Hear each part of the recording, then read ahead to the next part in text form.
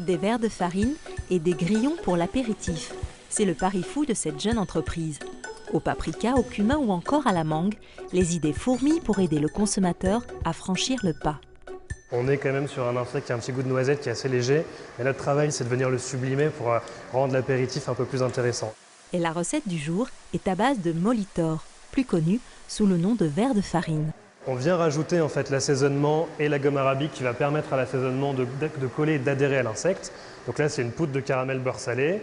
Et le but, c'est d'avoir quelque chose qui soit gourmand, qui soit bon, même si le molitor nature a un intérêt. Après une imprégnation d'une dizaine de minutes, les vers de farine sont répartis soigneusement sur des plaques pour l'étape de pasteurisation. Donc là, on va passer les molitors caramel beurre salé au four afin de réduire la flore microbienne et puis surtout afin de permettre de bien les sécher et d'avoir un produit qui soit agréable et croquant en bouche. En l'espace de 5 ans, cette entreprise a multiplié son chiffre d'affaires par 4. Preuve que les insectes gagnent du terrain dans les assiettes. En France, les consommateurs curieux retrouvent petit à petit ce mets pourtant ancestral. Sur les tables romaines, c'était un mets extrêmement prisé, qui était consommé, c'est dans Pline l'Ancien qu'on retrouve des éléments, qui était consommé sur les meilleures tables de Rome.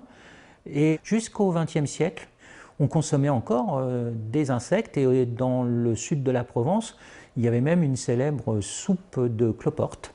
Pourtant, depuis le siècle dernier, une image négative leur colle à la carapace. On a cette vision de l'insecte ravageur, du moustique qui nous pique, de la mouche qui transmet des maladies, du cafard qui circule de nos lieux d'aisance vers la cuisine. C'est une certaine répulsion.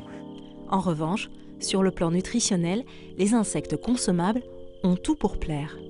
Ce qui est intéressant dans les insectes d'un point de vue nutritionnel, c'est la richesse en protéines, très intéressante, une richesse aussi en matières grasses de bonne qualité et une richesse en oligo-éléments et en minéraux. Quand vous avez une dizaine de grillons, vous avez l'équivalent d'un steak d'à peu près 100 à 120 grammes de bœuf. Donc ça, c'est un apport protéique.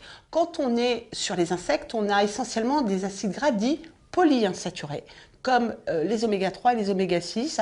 Et donc cette différence nutritionnelle est intéressante, toujours dans l'optique de diversifier notre alimentation. C'est le choix qu'a fait Darina. Depuis 2 ans, les insectes font partie de son alimentation. Pour cuisiner, j'aime beaucoup utiliser les insectes entiers et leur donner du goût à travers les plats. Donc moi, la cuisine avec les insectes, c'est quelque chose que je trouve tout à fait normal. C'est rentré dans mon mode de consommation au quotidien. Au menu ce soir, des pâtes à base de farine d'insectes cuisinées avec des tomates et des aromates. Je vais ajouter ma touche finale qui sont les criquets. Un plat gourmand destiné à convaincre ses amis. C'est prêt! Et voilà! Là, c'est généreux en insectes. Hop, hop et hop. Alors, vous sentez qu'il y a de l'insecte dedans ou pas? Non, on dirait des pâtes, ouais, exactement. Si les pâtes ont convaincu, avaler des insectes entiers demande un peu plus de témérité. C'est parti. C'est bien croustillant quand même. Ouais, c'est très croustillant. C'est vrai que c'est assez bon. Mm-hmm. Je pense que ce que je ferais, c'est que je couperais moi plutôt les insectes en morceaux pour qu'ils soient moins visibles, parce que c'est vrai que ça fait un peu peur comme ça quand on regarde l'assiette, ils sont assez longs, ça fait 3-4 cm de long quand même. Ouais, c'est vrai. En tout cas, je suis fière de vous. Vous avez vidé vos assiettes ou presque, franchement, je suis ravie. 2 milliards de personnes consomment déjà des insectes.